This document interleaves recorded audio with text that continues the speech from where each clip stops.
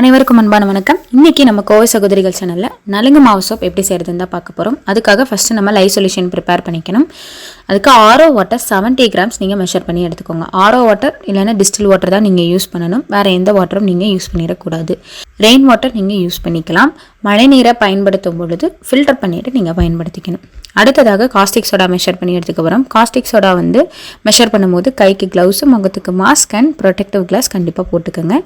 எவ்வளோ grams caustic soda measure பண்ணிக்கிறோம் அப்படின்னு பார்த்தீங்கன்னா 35 கிராம்ஸ் நம்ம இன்றைக்கி மெஷர் பண்ணி எடுத்துக்க போகிறோம். 70 gram RO water, 35 grams caustic soda, இது ரெண்டும் கலந்தது தான் லைவ் சொல்யூஷன். இப்போ இந்த காஸ்டிக் சோடாவை நம்ம வாட்டரில் நல்லா டிசால்வ் பண்ணி விட்டுட்டு அதுக்கப்புறம் நீங்கள் ரூம் டெம்பரேச்சர் வர வரைக்கும் 2 to 3 hours நீங்கள் அதை அப்படியே விட்டணும். ஏன்னா காஸ்டிக் சோடா ஹீட்டை டிசப்பேட் பண்ணும். அப்போ உங்களுக்கு டெம்பரேச்சர் அதிகமாக இருக்கும். அந்த சூட்டோடையே நம்ம இந்த லைவ் சொல்யூஷனை சோப் செய்கிறதுக்கு பயன்படுத்தக்கூடாது. அப்படி பயன்படுத்தினோம்னா பபிள் ஃபார்மேஷன் உங்களுக்கு ஆக ஆரம்பிச்சிடும். அதனால ரூம் டெம்பரேச்சர் வந்ததுக்கப்புறம் காஸ்டிக் சோப் செய்கிறதுக்கு பயன்படுத்திக்கலாம். அடுத்ததாக இப்போ நம்ம ஆயில்ஸ் மெஷர் பண்ணி எடுத்துக்க போகிறோம். சுத்தமான சல்ஃபர் கலக்காத செக்கு தேங்காய் எண்ணெய் 140 கிராம் மெஷர் பண்ணி எடுத்துக்கிறோம். 140 கிராம்ஸ் கோகனட் ஆயில் மெஷர் பண்ணி எடுத்துக்கோங்க. இந்த கோகனட் ஆயில் தான் நம்மளோட சோப்பை ஹார்டன் பண்ணக்கூடியது. அதுக்காக தான் சோப்பில் நம்ம கோகனட் ஆயில் பயன்படுத்துகிறோம். இப்போ அடுத்ததாக பார்த்தீங்கன்னா பாம் ஆயில் 40 கிராம்ஸ் நீங்கள் மெஷர் பண்ணி எடுத்துக்கோங்க. பாம் ஆயிலும் சோப்பை ஹார்டன் பண்ணக்கூடியது தான். உங்களுக்கு சீக்கிரமே ஹார்டன் பண்ணிடும் பாம் ஆயில் நீங்கள் பயன்படுத்தும் பொழுது. 40 கிராம்ஸ் பாம் ஆயில் மெஷர் பண்ணி எடுத்துக்கிட்டாச்சு. அடுத்ததாக 20 கிராம் நீங்கள் விளக்கெண்ணெய் மெஷர் பண்ணி எடுத்துக்கணும். விளக்கெண்ணெய் எதுக்காகனா நம்ம ஸ்கின்னுக்கு ஒரு மாய்ஸ்சரைசராக ஆக்ட் ஆகும். அதுக்காக தான் விளக்கெண்ணெயை நம்ம பயன்படுத்துகிறோம். 20 கிராம் விளக்கெண்ணெய் மெஷர் பண்ணி எடுத்துக்கிட்டாச்சு. அடுத்ததாக நம்ம சோப்புக்கு தேவையான நலுங்கு மாவு பொடி, இதை நம்மளே தயார் பண்ணி ரெடி பண்ணது. இந்த நலுங்கு மாவு பொடி பார்த்திங்கன்னா 40 கிராம்ஸ் நீங்கள் மெஷர் பண்ணி எடுத்துக்கோங்க. இது நம்மளே ஒரு பொருளும் பார்த்து குவாலிட்டியானதாக பார்த்து எடுத்து நம்ம தயார் பண்ணி வச்சுருக்க நலுங்கு மாவு பொடி. அதுலேருந்து தான் நம்ம இன்றைக்கி இந்த சோப் செய்கிறோம். இப்போ நீங்கள் அந்த மெஷர் பண்ணி வச்ச நலுங்கு மாவு பொடியை நம்ம ஆல்ரெடி மெஷர் பண்ணி வச்சுருந்த ஆயிலில் நல்லா போட்டு மிக்ஸ் பண்ணணும். இந்த பவுடர் போட்டோடனே நீங்கள் ஃபஸ்ட்டு கையில் நல்லா மிக்ஸ் பண்ணிக்கோங்க. கையில் மிக்ஸ் பண்ணிவிட்டு அதுக்கப்புறம் நீங்கள் பிளெண்டர் யூஸ் பண்ணிக்கலாம். ஃபஸ்ட்டு இதை கையிலேயே நல்லா லம்ஸ் எதுவும் ஃபார்ம் ஆகாத மாதிரி நல்லா மிக்ஸ் பண்ணி விட்டுக்கோங்க. எடுத்தோடனே பிளெண்டர் யூஸ் பண்ணிங்கன்னா லம்ஸ் ஃபார்ம் ஆகிறதுக்கு வாய்ப்பு இருக்குது. அதனால் நல்லா ஃபஸ்ட்டு கையில் மிக்ஸ் பண்ணி விட்டுக்கோங்க. லம்ஸ் எதுவும் ஃபார்ம் ஆகாமல் நல்லா கைவிடாமல் ஒரு 10 to 15 minutes மிக்ஸ் பண்ணிங்கனாலே உங்களுக்கு அந்த ஆயிலோட இந்த பொடி நல்லாவே பிளெண்ட் ஆயிரும். அதுக்கப்புறம் கூட நீங்கள் கொஞ்சம் நல்லா மிக்ஸ் பண்ணக்கப்புறம் கூட நீங்கள் பிளெண்டர் யூஸ் பண்ணிக்கலாம். இப்போ நல்லா மிக்ஸ் பண்ணியாச்சு. அடுத்ததாக நம்ம ஆல்ரெடி செஞ்சு வச்சுருந்த லைவ் சொல்யூஷன் ரூம் டெம்பரேச்சருக்கு வந்தாச்சு. அதை நம்ம இன்றைக்கி ஃபில்டர் பண்ணி போர் பண்ணிக்க போகிறோம். கண்டிப்பாக லைவ் சொல்யூஷனை ஃபில்டர் பண்ணி தான் நீங்கள் இந்த சோப் மிக்சருக்குள்ளே போர் பண்ணணும். ஃபில்டர் பண்ணி போர் பண்ணதுக்கப்புறம் கைவிடாமல் நீங்கள் ஒரு 20 to 25 minutes நீங்கள் கலக்கி விட்டுக்கிட்டே இருக்கணும். இந்த டைமிங்கில் நீங்கள் பிளெண்டர் யூஸ் பண்ணிக்கலாம். நீங்கள் பிளெண்டர் யூஸ் பண்ணிங்கன்னா உங்களுக்கு 10 minutesலேயே உங்களுக்கு தேவையான கன்சிஸ்டன்சி வந்துடும். நீங்கள் கையில் கலக்கும்போது உங்களுக்கு 20 to 25 minutes ஆகும். ஸ்டார்டிங்கில் நீங்கள் கையிலேயே கலக்கிட்டு வந்தீங்கன்னா உங்களுக்கு இன்னும் கொஞ்சம் எக்ஸ்பீரியன்ஸ் கிடைக்கும். கொஞ்சம் எக்ஸ்பீரியன்ஸ் நல்லா கெயின் ஆனதுக்கப்புறம் நீங்கள் பிளெண்டர் யூஸ் பண்ணிக்கலாம். நல்லா கைவிடாமல் 20 to 25 minutes நல்லா கலக்கிக்கிட்டே வாங்க. இன்றைக்கி நம்ம செய்யக்கூடிய சோப்பில் coconut oil, palm oil use பண்ணியிருக்கனால உங்களுக்கு சீக்கிரமாகவே கொஞ்சம் ஹார்டன் ஆக ஆரம்பிச்சிடும் சோப்பு. உங்கள் எண்ணெயோட குவாலிட்டி பொறுத்து உங்களுக்கு டைமிங் டிஃபர் ஆகும். இன்றைக்கி எனக்கு பார்த்தீங்கன்னா மேக்ஸிமம் 15 minutes தான் எடுத்தது.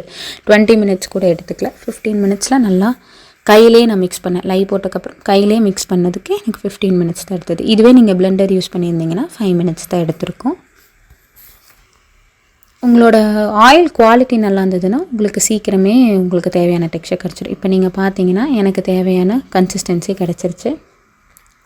இன்னும் கொஞ்சம் நல்லா மிக்ஸ் கொடுத்துட்டு அதை இப்போ நான் மோல்டில் ட்ரான்ஸ்ஃபர் பண்ண போகிறேன். இன்றைக்கி நான் எடுத்துருக்கிறது பார்த்திங்கன்னா 90 கிராம்ஸ் மோல்டு நான் எடுத்திருக்கேன். இப்போ இந்த 90 கிராம்ஸ் மோல்டில் நான் இன்றைக்கி ஃபில் பண்ண போகிறேன். இது மாதிரி தான் மோல்ட்ஸில் நீங்கள் போடணுன்னு இல்லை. ஆன்லைனில் உங்களுக்கு வித்தியாசமான மோல்ட்ஸ் கிடைக்கிது. அது கூட நீங்கள் வாங்கி யூஸ் பண்ணிக்கலாம். இப்போ நீங்கள் பிஸ்னஸாக தான் பண்ண போகிறீங்க அப்படின்னா 1 kg 5 kg மோல்டு வாங்கிக்கோங்க. நீங்கள் எவ்வளோ கிராம்ஸு கட் பண்ணணுமோ அதுக்கேற்ற மாதிரி நீங்கள் கட் பண்ணிக்கலாம்.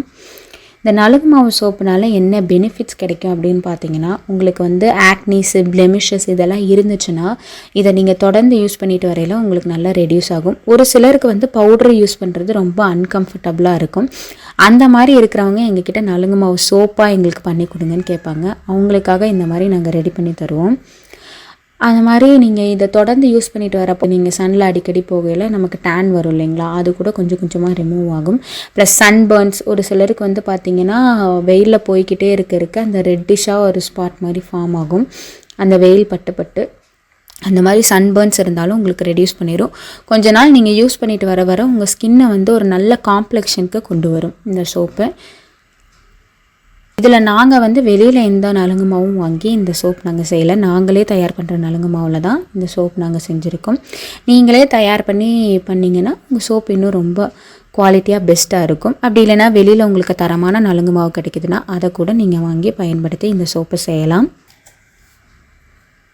அதே மாதிரி இந்த நலுங்கு மாவு சோப்பை நீங்கள் பயன்படுத்திட்டு வரப்போ நம்ம உடம்புல வந்து பேட் ஆர்டர் அதெல்லாம் இருக்கும் இல்லைங்களா, அது எதுவுமே வராமல் உங்களுக்கு கண்ட்ரோல் பண்ணும் இந்த நலுங்கு மாவு சோப்பு. இப்போ மோல்டில் நம்ம இந்த சோப்பை போர் பண்ணக்கப்புறம் நீங்கள் 24 ஹவர்ஸ் இந்த மோல்டை எந்த ஒரு டிஸ்டர்பன்ஸும் நீங்கள் கொடுக்கக்கூடாது. 24 ஹவர்ஸ் கழித்து தான் நம்ம சோப்பை இந்த மோல்ட்லேருந்து எடுக்கணும். 24 ஹவர்ஸ் கழித்து நீங்கள் இந்த சோப்பை பார்த்தீங்கன்னா உங்களுக்கு மோல்ட்லேருந்து ஈஸியாகவே வந்துடும். அதை வந்தக்கப்புறம் நீங்கள் உடனே அதை கஸ்டமருக்கு கொடுக்கக்கூடாது.